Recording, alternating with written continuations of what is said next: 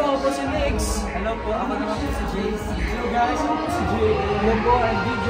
Hello guys, I am Van. Hi po, I am Wayne. And we are 1621 BC.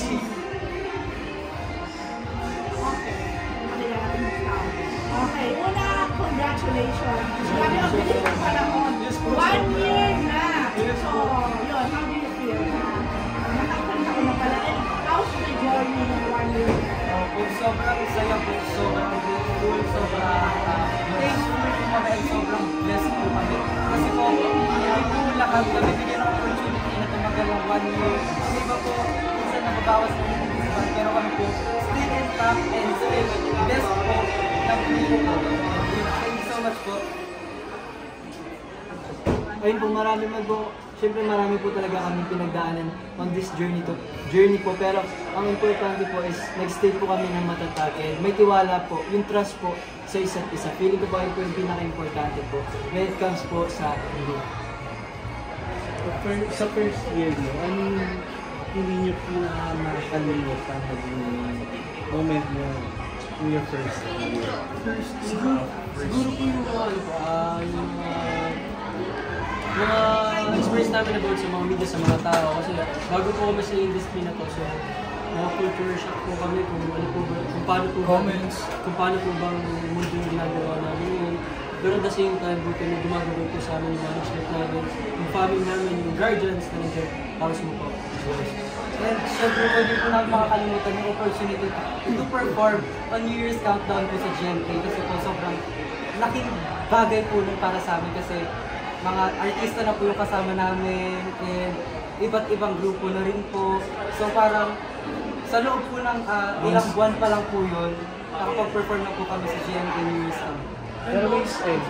And also po yung mga iba-ibang mga shows po na nagtitiwala sa amin. Kasi for us as kid group, parang ang dami kasing P-pop na mas stable na. So sobrang grateful po talaga sa lahat ng mga shows. Tiwala. Yes, GMA and ABS, Net 25, salamat po sa lahat ng opportunity na binibigay sa amin.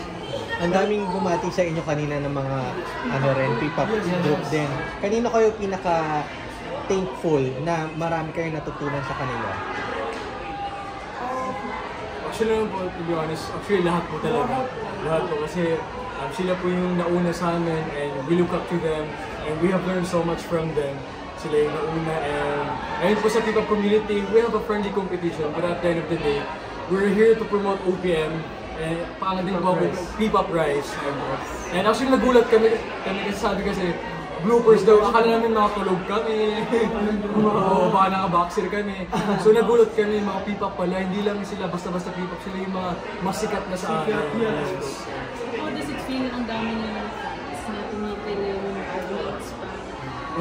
Mas giganahan po kami, mas lalo kaming motivated from last year kasi padami ng padami, although di pa kami sikat, pero andyan sila, ibig sabihin may tiwala sila sa talent namin, sa aming anin. Sa mga guardians, I really appreciate it. Sa lahat ng support niyo and sa mga ginagawa niyo. Ano yung story behind the name ng Guardian? Kasi ang 1621 BC po ay angel number siya for success, fulfillment, and new beginnings.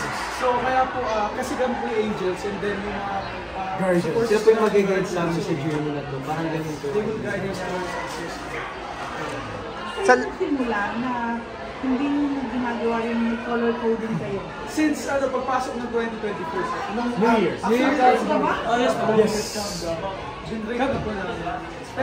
Pero yung costumes po namin na itabi na. Susuot pa rin naman po namin sa mga pero po pero as mga bagong costumes po namin, mga bagong susuot po namin, bagong branding na po, bagong style na po, kumbaga binibuild na po yung personality namin isa-isa. Pero bakit hindi na ginagawa yun?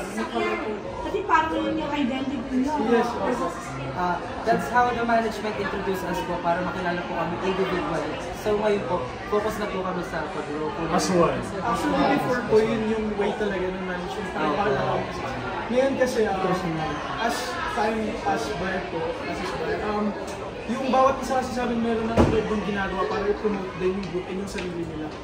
As of the moment, sobrang active talaga sa social media. Binubus namin lahat, lives, contents, and everything talagang pinupush namin. Kasi doon na mas nakikilala na yung personality ng bawat isa. Nakita kasi kami kanina. Hindi ko pala ba ito? Hindi ko pala ba ito? Work siya na ba yun?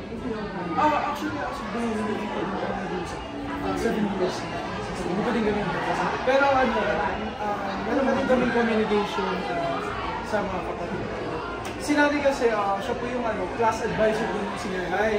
Ang nangyari po kasi is, since parang dati pageant, sila yung parang pinapasalig ko. Tapos parang sabi ko hindi ko kaya kasi hindi naman ako parang din-discourage ako sa mga isang ako. Hindi kaya ng discourage. So, nung time na sila yung sumutuloy. Hanggang sa'yo, napalapit yung relationship namin.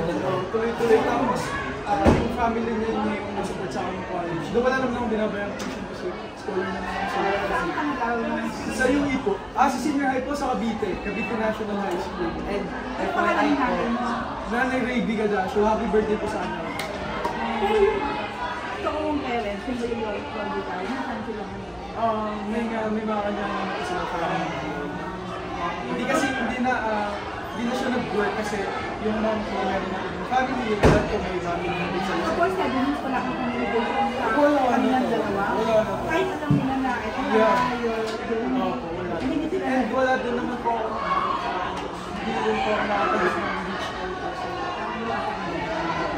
pero actually wala naman ako anything nararamdaman kung given na makapag-usap ulit okay na po. At least may family. Dito kami bro. Okay, namatingnan yung mga mami.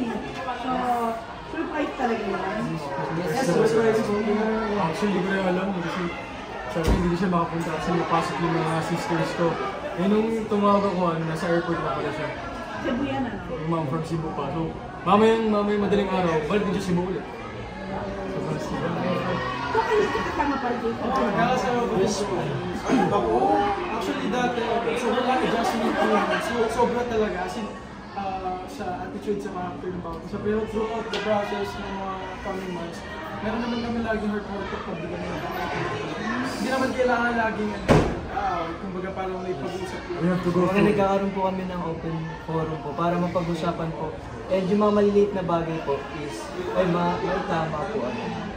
So, ito na, last na sa ano ang nilook forward nyo ngayon sa, going, siyempre, ika-second year nyo na siya. Going to Ako, second year. nag-mark up sa akin yung sinabi ni JC sa isang interview na parang yung ibang people kasi like third release ng album before sila nakakuha ng hits. So kami po, parang we're just really nag-all out lang kami sa lahat ng ginagawa everyday. Kasi malay natin ibigay naman ng Lord for the second EP. Gagawin namin this next year. So, For the record, ilan na yung album? isa pa lang siya. Yung full album. Yes. EP. So, ngayong 2025, magkakaroon kayo. Yes, Yes, po. EP. So, i-release namin yung first song ng EP on December 30 sa GMA New Year's. Yes po. And we're looking forward po na sana kahit isang song lang po talaga is mag-hit po sa amin. May isang song din po pala din, proud ako kasi ginawa siya ng Melody. Yes, Sipag. Kasi Abangan talaga, po nila sobrang yan. sipag niya magsulat ng mga songs to the point na nagsusulat na siya ng mga songs sa ibang star music artists. Yes. Ano yung ibang song para lang? Ano yung ibang song? Ay, hindi pa na-release yung sa iba. Hindi pa. Pero sa mga abangan ng ibang Star Magic artists kasi from ABS din. And also yung nilook forward sa So yung goal rin po namin baka sa next album is mag-release po ng originals ko. Para from sa amin talaga galing yung message. Sa loob na din namin ng mga fans ko. Would you say na yung mga gusto pa rin yung biggest fan nila? Kasi since, actually medyo same-same ko yung Starlight kasi ever since from the start, since audition, sila talaga yung makeup artist namin, sila yung manager, sila yung hairstylist. So from the start, kami sila talaga. Tsaka bago po kami nabuo, kami po ay katas ng mga rejections sa mga pinag-audition po namin. Ako 21 tries, 21 na audition, grabe. Bakit hindi nag-stop? Ano yung...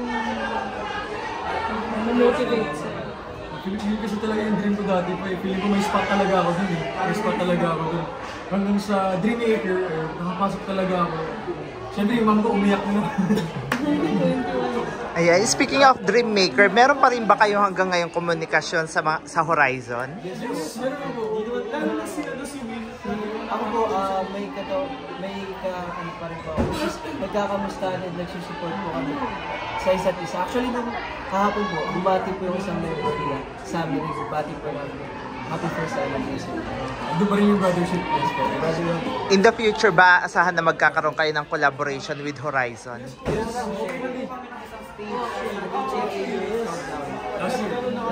And we're looking forward po na magkaroon po ng collaboration with them soon. Picture lang.